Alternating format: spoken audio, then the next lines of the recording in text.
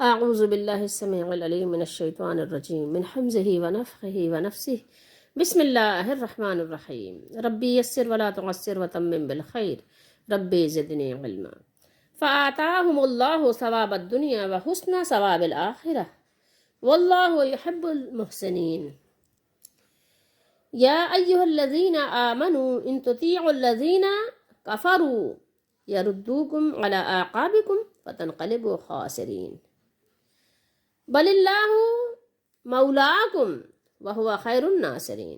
آیت نمبر 148، 149، 150، 3 آیتیں ہم نے تلاوت کی ہیں۔ سورہ آل عمران ہے، 4 پارہ ہے، اور ترجمہ یہ ہے ضیاء القرآن کا۔ تو دے دیا ان کو اللہ تعالیٰ نے، عطا کر دیا، ٹھیک ہے، اللہ تعالیٰ نے ان کو عطا کر دیا۔ کیا چیز عطا کی؟ ثواب الدنیا، اردو میں آپ ثواب بولتے ہیں نا، دنیا کا ثواب، ٹھیک ہے، دنیا کی بھلائی یعنی کامیابی جو بریکٹ میں ہے، وہ حسنہ اور عمدہ، بہترین، حسین، ٹھیک ہے، اور بہترین آخرت کا کیا ہے؟ ثواب ہے، یعنی نعیم جنت اور لذت وصل۔ نعیم جنت یعنی جنت کی نعمتیں، اور اللہ تعالیٰ سے ملاقات، لذت وصل یعنی اللہ تعالیٰ سے وصال، ملاقات۔ اور اللہ تعالیٰ محبت کرتا ہے نیکوکاروں سے۔ دیکھیں یہ آیت پھر ریپیٹ ہو گئی، ٹھیک ہے، اس آیت کو اللہ تعالیٰ نے یہاں ریپیٹ کیا کہ اللہ تعالیٰ نیکوکاروں کو پسند کرتا ہے، ان سے محبت کرتا ہے، ان کو دوست رکھتا ہے۔ اے ایمان والو، اگر پیروی کرو گے، اطاعت کرو گے، ان تطیعوا، بات مانو گے، فرما برداری کرو گے تم لوگ کس کی؟ کافروں کی۔ اگر تم نے کافروں کے نقش قدم پہ چلنا شروع کر دیا، ان کی بات ماننی شروع کر دی، ان کے کہے پہ چلنا شروع کر دیا، تو وہ پھیر دیں گے تمہیں الٹے پاؤں۔ کہاں پھیریں گے؟ پھر کافر بنا دیں گے تم کو، ٹھیک ہے، پھیریں گے کہاں؟ لے کے کہاں جائیں گے تم کو؟ پھر تم کو کفر کی طرف لے جائیں گے اگر تم نے ان کی بات ماننی شروع کر دی، ان کی اطاعت فرما برداری جی حضور کرنا شروع کر دیا، ہاتھ باندھ لیا، ان کے سامنے سر جھکا لیا، جیسا کہ آج کر لیا ہے، تو بس پھر وہی ہوگا۔ جیسے جیسے آج آپ دیکھیں کہ کیا ہو رہا ہے، جو وہ کہتے ہیں ہم کرتے ہیں۔ جیسے ڈاکٹر نہیں، جیسے ڈاکٹر جو کہتا ہے، ڈاکٹر کے پاس جب کوئی مریض آ جائے، ڈاکٹر کہتا ہے منہ کھولو، کھول دیا، منہ بند کر لو، بند کر دیا، آ کرو گے، آ کر دیا، زبان باہر نکالو، باہر نکال دی، آنکھ اوپر کرو، اوپر کر لی، نیچے کر لو، نیچے کر لی۔ ڈاکٹر جیسے جیسے کہتے جاتا ہے ویسے ویسے آپ کرتے جاتے ہو۔ ایسے ہی وہ لوگ جو حکم جاری کرتے ہیں آپ مانتے چلے جاتے ہیں۔ ماسک لگا لو منہ پہ، لگا لیا، ماسک نہیں لگاؤ، ہٹا دیا، ویکسین لگوا لو، لگوا لی، ویکسین نہیں لگواؤ نقصان کر رہی ہے، نہیں لگوائی، بوسٹر لگوا لو، لگوا لیا۔ مطلب اب جو وہ کہتے جا رہے ہیں آپ کرتے جا رہے ہیں۔ آپ کی نہ اپنی کوئی سوچ ہے، نہ آپ کی اپنی کوئی جو ہے سمجھ بوجھ ہے، نہ آپ کے پاس کوئی طریقہ کار، کوئی اصول ہے، کوئی سنت ہے نا؟ آپ تو ایسے اندھیریوں میں پھر رہے ہو، بس جو دنیا کہہ رہی ہے آپ کرے چلے جا رہے ہو۔ حالانکہ یہ ویکسین سے نقصان بھی ایسے نقصان ہوئے ہیں کہ جس کو بتایا کس طرح بتایا جائے۔ میری اپنی بیٹی، میں آپ کو بتاؤں، میری اپنی بیٹی کو سنگاپور میں ویکسین لگی۔ اگر پاکستان میں بھی لگتی نا تو یہ ہوتا ہے کہ پاکستانیوں نے شاید غلط سلط لگا دی، کچھ اپنی طرف سے لگا دیا، شاید ہوتا ہی یہی ہے نا کہ پاکستان میں کچھ اگر ہو جائے تو بھائی پاکستان ہے، کچھ بھی ہو سکتا ہے، ایسے ہی کہہ دیتے ہیں لوگ نا، انڈیا پاکستان کے لیے اسی طرح کی باتیں کرتے تھے۔ سنگاپور میں اس کو لگی، میری اپنی بیٹی کو سنگاپور میں ویکسین لگی، اور موڈرنا۔ اور اس کے بعد کیا ہوا کہ اس کی طبیعت خراب ہوتے ہوتے اس نہج کو پہنچ گئی میری بیٹی کہ اس کا دل صرف 15% کام کر رہا تھا۔ کتنا؟ صرف 15%۔ ہمیں تو یہاں پر اس لیے اس نے 20% بتا دیا تھا کہ تاکہ والدین گھر والے پریشان نہ ہو۔ اس کے پھیپڑوں میں، اس کے جو آپ کہتے ہیں نا یہ لنگس میں پانی بھر گیا۔ کتنا پانی؟ 2 گلاس پانی بھر گیا تھا۔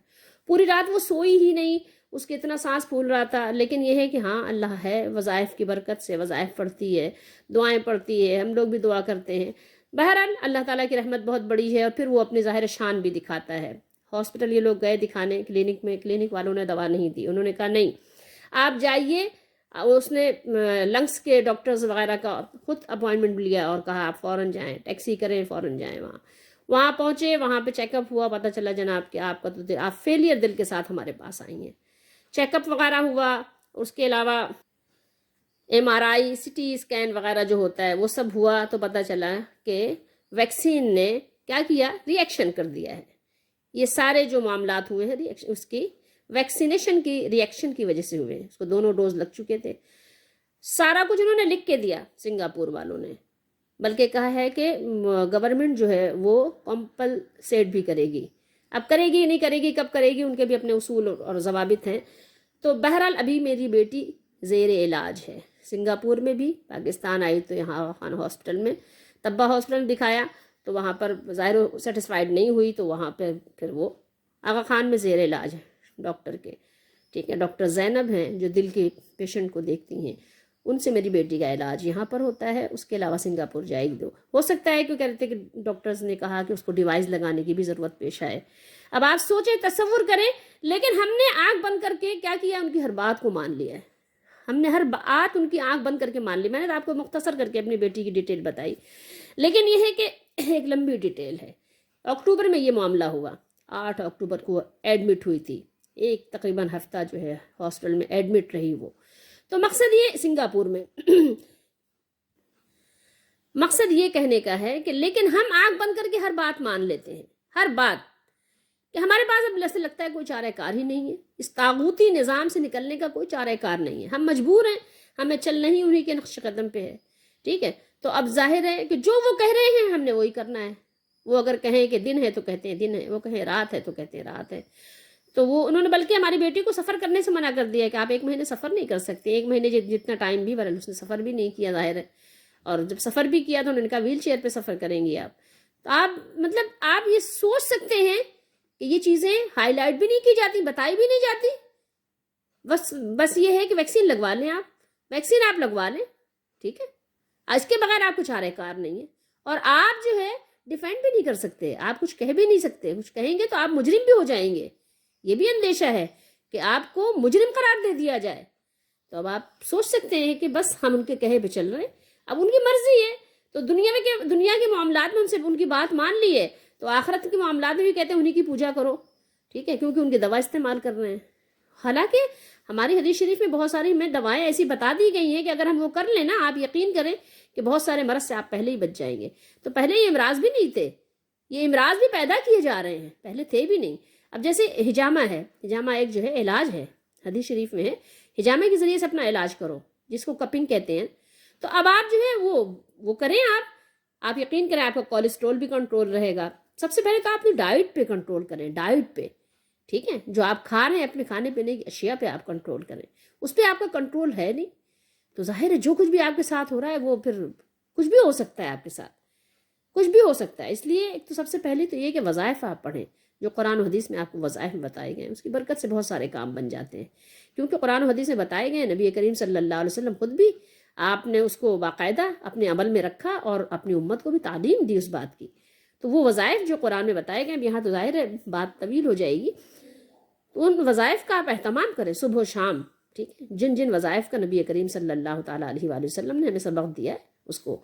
اور پھر یہ کہ حجامہ کرواتے رہیں. ٹھیک ہے، زیادہ نہیں کروا سکتے تو 3 مہینے میں ایک مرتبہ کروائیں. اگر کوئی مرض آپ کو لاحق ہے تو مہینے میں، یا آپ حجامہ کرانے والوں سے جو کرتے ہیں ان سے آپ باقاعدہ اپوائنٹمنٹ لے کے ان کے مشورے سے آپ جو ہے حجامہ کروائیں. ٹھیک ہے، کولیسٹرول زیادہ ہے یا دل کے پاس کوئی آپ کو جو ہے گرانی ہے یا کچھ اور معاملات ہیں اور دانے وغیرہ نکل رہے ہیں، آپ باقاعدگی کے ساتھ حجامہ کروائیں. ٹھیک ہے، یہ بھی ایک سستا اور آسان اور بہترین علاج ہے. آپ کروا کے تو دیکھیں، کروائیں تو صحیح، آپ کو پتہ چلے گا. اور یہی نہیں، سورہ فاتحہ پڑھ پڑھ کر دم کرنے کی عادت بنائیں. آپ یقین کریں، آپ تجربہ کر کے دیکھیں کہ اللہ کا فرمان بے شک سچا ہے. اللہ کے نبی صلی اللہ علیہ وسلم کا فرمان سچا ہے. اللہ نے سچا نبی بھیجا ہے اور سچے نبی نے سچی باتیں بیان فرمائی ہیں. آپ یقین تو کریں، بات تو مانیں، سمجھے تو صحیح. ٹھیک ہے، تو اگر تو آپ کافروں کے کہے پہ چلے، قرآن کہہ رہا ہے، میں تو نہیں کہہ رہی نا. میرا کیا حق پہنچتا ہے کہ میں کہوں؟ میری کیا مجال ہے کہ میں کہوں؟ کوئی میری مجال ہے؟ نہیں، ہرگز نہیں. فرمایا کافروں کے اگر کہے پہ چلے تو وہ تم کو کیا کریں گے؟ واپس لوٹا دیں گے الٹے پاؤں. جیسے آئے تھے جدھر سے نا، ادھر ہی تمہارا رخ ادھر ہی کر دیں گے، الٹے پاؤں کفر کی طرف. تو تم کیا ہوگے؟ لوٹو گے تم. فتن قلیبو، تم واپس ہوگے. کدھر؟ کس طرح سے؟ نقصان اٹھاتے ہوئے، خسارہ اٹھاتے ہوئے. خسارہ، نقصان تو چھوٹا لفظ ہے نا، خسارہ بہت بڑا لفظ ہے. یہ سارا ہی کچھ اپنا برباد کر دو گے. خسارہ یہ ہے کہ سب کچھ برباد کر دینا، اپنا سارا ہی کچھ مٹی میں ملا دینا. مٹی پلیت کر دینا. خاسرین ہو جاؤ گے, خسرت دنیا والآخرہ ہو جاؤ گے. فتنقلبوا خاسرین, تو تم لوٹو گے نقصان اٹھاتے ہوئے. بل اللہ, بلکہ اللہ تمہارا مولا ہے. یہ حامی ترجمہ ہے یہاں پہ, مولا, مولا کا ترجمہ آپ مولا کیجئے. تم سب کا مولا کون ہے؟ اللہ ہے. وہ والی ہے, وہ مددگار ہے, وہ حامی ہے, وہ ناصر ہے, وہ کارساز ہے, وہ مالک ہے, وہ کام بنانے والا ہے, وہ مختار ہے, وہ قادر ہے, وہ مقتدر ہے. سب کچھ اس کے قبضے قدرت میں ہے. وہ مولا ہے ہمارا اور آپ کا. ٹھیک ہے. بل اللہ مولاکم, بلکہ اللہ ہم سب کا مولا ہے. ٹھیک ہے, تم سب کا مولا ہے. کم تم سب کا ہی. حاضر مذکر حاضر, جمع مذکر حاضر کی ضمیر ہے یہ. اور کیا ہے؟ وَهُوَ خَيْرُ النَّاصِرِينَ, اور وہ سب سے بہتر مدد فرمانے والا ہے. جتنے لوگ مدد کر سکتے ہیں نا, جن سے مدد کی امید کی جا سکتی ہے نا, جائز امور میں بھی, انہوں میں بھی سب سے بڑھ کر جو مدد ہے وہ اللہ ہی کی ہے. ٹھیک ہے. ناجائز امور میں تو کسی اور سے مدد ہے ہی نہیں. جائز امور میں بھی جس سے مدد لی جا سکتی ہے, مجھے یہ پینسل دے دو, ٹھیک ہے, آپ سے مانگ لوں تو یہ جائز ہے, کیونکہ میرے پاس یہ پینسل ہے, میں آپ کو دے بھی سکتی ہوں اور آپ مجھ سے لے بھی سکتے ہیں. ٹھیک ہے. لیکن ان امور میں بھی اگر آپ احتیاط کریں اور اللہ ہی سے امید لگائیں تو اللہ تعالیٰ اس کے لیے بھی آپ کے لیے انتظام اور سبب بنا دے گا. آپ جانتے سب سے بہتر اگر کوئی ہماری رہنمائی, کوئی ہماری دستگیری کر سکتا ہے تو وہ اللہ ہی خیر الناصرین ہے. خیر الناصرین, اور وہ سب سے بہترین مدد فرمانے والا ہے. ایکسیلنٹ. فآتاہم اللہ ثواب الدنیا, تو اللہ نے ان کو دنیا میں بھی بدلہ دیا. دنیا میں کیا دیا؟ ان کو فتح دی, ان کو نصرت دی, کامیابی سے سرفراز فرمایا.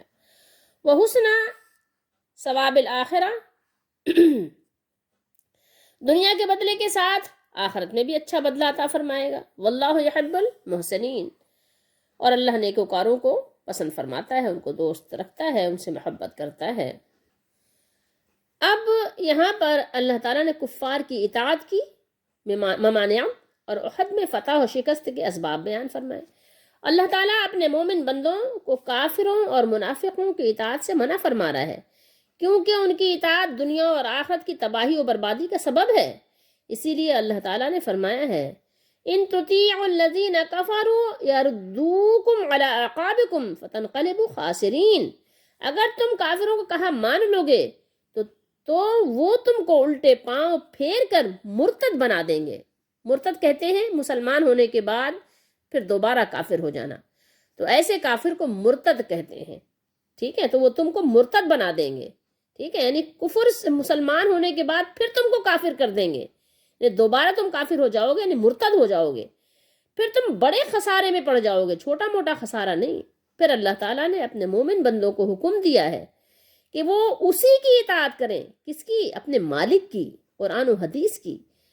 اس سے دوستی رکھیں. کس سے؟ اپنے مولا سے.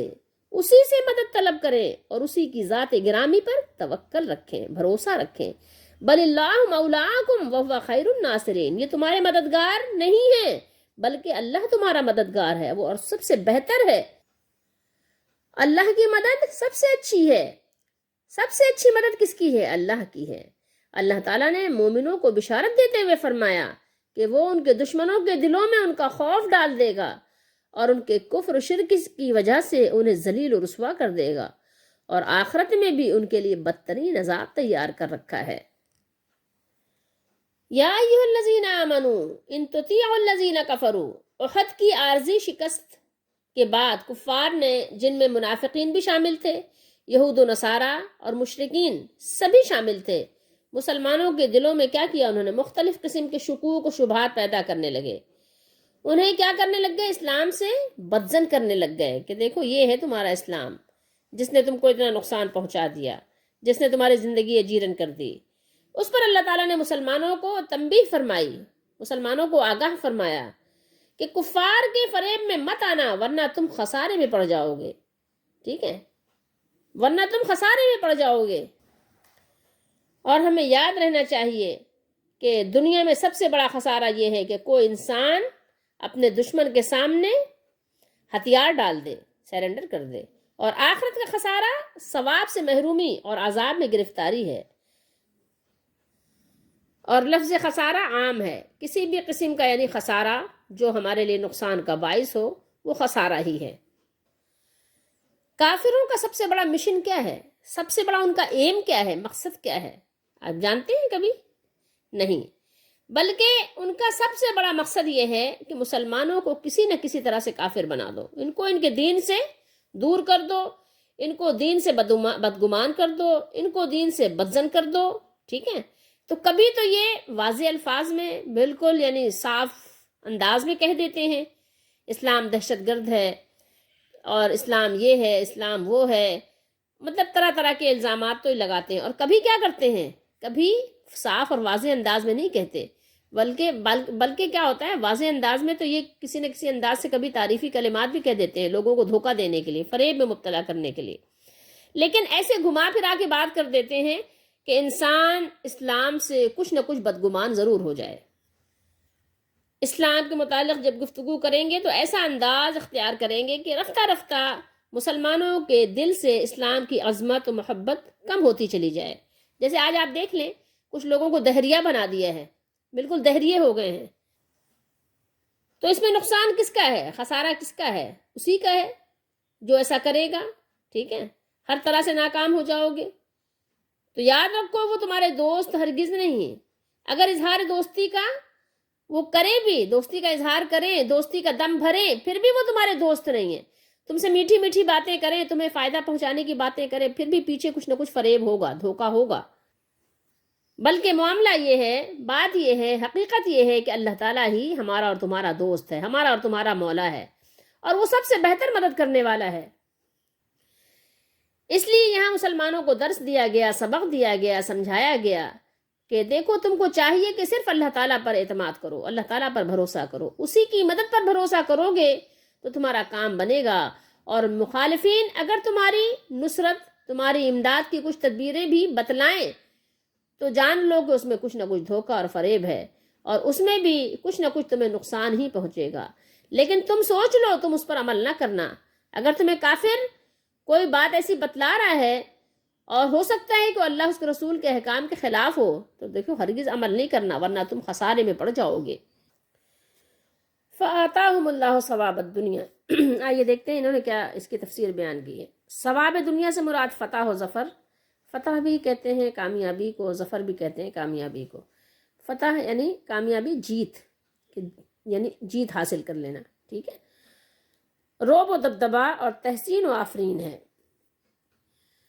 فتح کا ایک نام یعنی آپ یہ ہے رعب و دبدبا ہونا، جو آج نہیں ہے مسلمانوں کا. کوئی ہے رعب و دبدبا؟ نہیں ہے، کہیں بھی نہیں ہے. ٹھیک ہے، تحسین و آفرین بھی، مسلمانوں کی ایک تعریف ہو، تعریفی انداز میں ان کا نام لیا جائے، لیکن وہ بھی نہیں ہے، عمل بھی نہیں ہے نا وہ. اگر وہ عمل ہوتا تو لازمی بات ہے کہ دیکھیں اللہ کا وعدہ نہیں بدلتا. آپ چاہیں کہ آپ عمل کچھ اور کریں اور امید کچھ اور رکھیں، ایسا نہیں ہوتا.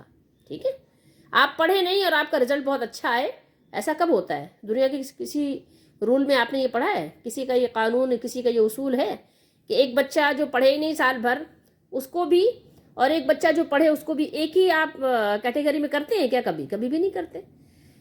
ایک کمپنی بہت منافع کما رہی ہے، بہت نفع حاصل کر رہی ہے، تو آپ یہ بتائیے کہ کیا آپ یہ دعویٰ کر سکتے ہیں کہ یہ کمپنی تو اتنا پروفٹ کما رہی ہے لیکن مجھے نہیں دیتی؟ تو آپ کو کیوں دے گی؟ آپ کو سب سے پہلے کیا کرنا ہوگا؟ کمپنی کا امپلائی بننا ضروری ہے. جب تک کہ آپ اس کے امپلائی نہیں بنیں گے تو آپ کیا سمجھتے ہیں کہ اس کے پروفٹ کے آپ کے حقدار بن سکتے ہیں کیا؟ نہیں بن سکتے. آپ کو بونس کیسے ملے گا؟ نہیں ملے گا. جتنا بھی کما لے اس کی مرضی ہے، کوئی دعوے دار نہیں ہو سکتا کہ یار یہ کمپنی اتنا جو ہے کما رہی ہے لیکن مجھے نہیں دیتی. تمہیں کیوں دے گی؟ اسی طریقے سے اللہ کی باتیں نہیں بدلتی. سب سے پہلے آپ امپلائی بنو، اسلام کے امپلائی تو بنو. جب تک کہ آپ اسلامی تعلیمات پر عمل نہیں کر رہے ہو آپ اسلام کے بھی امپلائی نہیں بنے ہو. ٹھیک ہے، آپ کا ابھی اپوائنٹمنٹ نہیں ہوا. جب تک کہ آپ کا اپوائنٹمنٹ نہیں ہوگا آپ امپلائی نہیں بنو گے، ملازم نہیں بنو گے، اس کے خادم نہیں بنو گے. جب تک کہ آپ یہ سمجھو کہ آپ کو اس کے فوائد حاصل ہوں گے، یہ آپ کی خام خیالی ہے، نہیں ہوں گے. سوال ہی پیدا نہیں ہوتا. جاؤ کمپنی کے مالک سے لڑو، لڑ کے دیکھو کسی بھی عدالت میں مقدمہ چلاؤ، دیکھو فیصلہ کیا ہوتا ہے، تمہیں خود پتہ چل جائے گا۔ تو دنیاوی عدالتوں کا تو تم اصول جانتے ہو، لیکن کیا اللہ تعالیٰ کے جو اسلام نے اللہ تعالیٰ نے جو بھیجا ہے اس کے اصول تم نہیں جانتے، اس کے قوانین تم نہیں جانتے؟ وہاں تم اندھی چلاتے ہو، ہیں؟ اندھوں کی لاٹھی کی طرح لے کے آ جاتے ہو، جہاں دل چاہے جس کو دل چاہے مار رہے ہو، پھینک رہے ہو، سر پھوڑ رہے ہو۔ ایسے کیوں کرتا ہے؟ پہلے امپلائی تو بنو، پہلے اس کا ورکر تو بنو، اور خواہ مخواہ سے بس۔ تو دیکھو روب و دبدبہ تمہارا نہیں ہے، تمہاری کہیں تحسین و آفرین نہیں ہے۔ کیوں نہیں ہے؟ کیوں نہیں ہے؟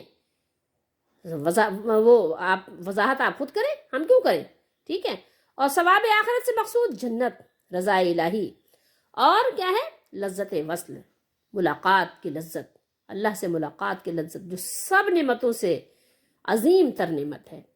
پہلی آیت میں انبیاء سابقین کے انصار و عوان، یعنی مدد کرنے والے جو عن اللہ، جو اللہ تعالیٰ کی طرف سے مدد پر مقرر ہوں، ٹھیک ہے، انصار و عوان کی اقتداء کا حکم دیا گیا۔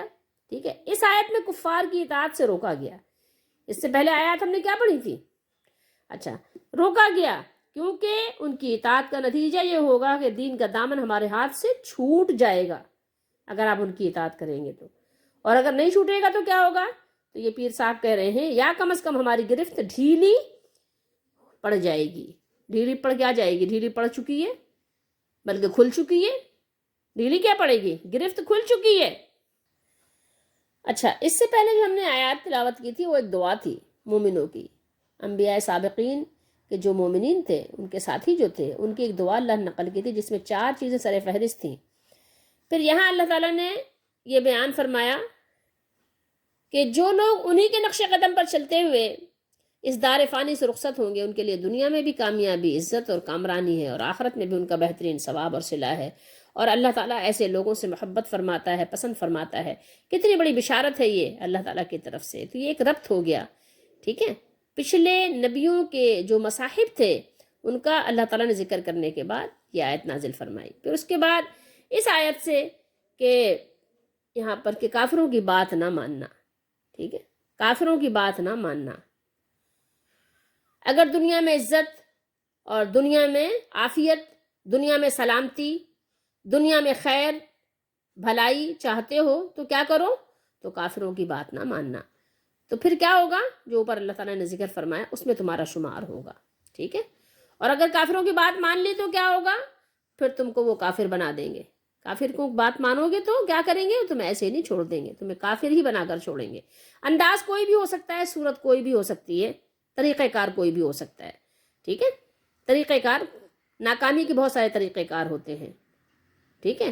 کامیابیوں کے کچھ اصول، کچھ طریقہ کار بتائے گئے ہیں، کچھ قوانین بتائے گئے ہیں، لیکن ناکامیوں کے بہت سے طریقے ہو سکتے ہیں، موت کی بہت سی صورتیں ہو سکتی ہیں، ٹھیک ہے، مرنے کی بہت سی صورتیں ہو سکتی ہیں۔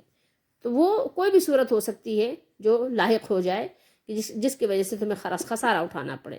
پھر یہاں پر اللہ تعالیٰ نے بیان کیا کہ تمہارا اللہ مولا ہے، اسی پر بھروسہ کرو، ٹھیک ہے۔ بھروسہ کرنے والوں کو چاہیے کہ اسی پر بھروسہ کریں، اور وہ سب سے بہترین طریقے سے مدد کرنے والا ہے، وہی بہترین مددگار ہے، اور مومنوں کا مددگار ہے بھی وہی، ٹھیک ہے۔ ہاں، دنیا میں جو ہم ایک دوسرے سے مدد حاصل کرتے ہیں تو اس مدد کے بھی ذرائع ہمیں بتائے گئے ہیں، اس کو حلال کیا گیا ہے، ٹھیک ہے۔ دنیا کی جو مدد ہے، جو ظاہری اسباب ہیں، اب یہاں پر جیسے کہیں نا کہ اللہ تعالیٰ مدد کرنے والا ہے تو بندے بھی مدد کرتے ہیں، تو دیکھو یہاں پر یہ مقصد نہیں ہے کہ صرف اللہ مدد کرتا ہے، بلکہ اللہ تعالیٰ کی مدد ذاتی ہے، اور جو بندوں کی مدد ہے وہ عطائی ہے۔ یہ سب فضول باتیں کرنے کی ضرورت نہیں ہے، ٹھیک ہے۔ مدد سے مراد یہ ہے کہ جو بندے مدد کرتے ہیں ظاہری اسباب میں، جس چیز میں اللہ نے مدد جائز کیا ہے اس میں مدد کرتے ہیں۔ فوج ہے، فوج بنائی جاتی ہے، تو یہ کیا ہے؟ رسول اللہ صلی اللہ علیہ وسلم کی سنت ہے۔ اب آپ اس کو کہیں کہ دیکھو فوجیوں سے آپ مدد لیتے ہیں، سرحدوں پہ فوجیوں کو کھڑا کرتے ہیں، گن سے آپ مدد لیتے ہیں، گن سے فائر کرتے ہیں، تو دیکھو یہ سب بھی تو مدد مانگ رہے ہیں، تو پھر ہم جا کے بزرگوں کی قبروں میں بھی مدد مانگ لیتے ہیں۔ فضول باتیں یہ فضول لوگ کرتے ہیں، دماغ پکاتے ہیں، ٹھیک ہے۔ وہ بچے کہتے ہیں دماغ کی دہی بنا دی، تو وہ دماغ کی دہی نہیں بنانے کی ضرورت ہے۔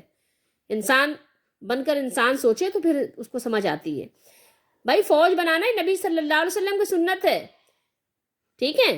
نبیوں کے مشن کو جاری رکھنا اور دین اسلام کی مدد کرنا یہ قرآن و سنت سے ثابت ہے۔ قبروں سے مدد مانگنا یہ ثابت کرو نا، کہ نبی کریم صلی اللہ علیہ وسلم نے جا کر کبھی قبروں سے مدد مانگی تھی کیا کبھی ان کو نصیر بنایا تھا کبھی ان کو ناصر بنایا تھا نہیں بنایا تھا نا. صاف بات واضح ہے. یہ مدد جو ہے جو ظاہری اسباب ہیں، مجھے پلیٹ دے دو، مجھے پانی دے دو، مجھے کھانا دے دو، میرا گٹھر اٹھا کے میرے سر پہ رکھ دو، میرا مٹکا میرے سر پہ رکھ دو، تو کیا کسی قبر کے پاس جا کے کبھی کرتے ہیں کیا آپ؟ یہ تو آپ خود بھی نہیں کرتے. ظاہری اسباب میں بھی آپ جا کے قبر والوں سے مدد نہیں لیتے.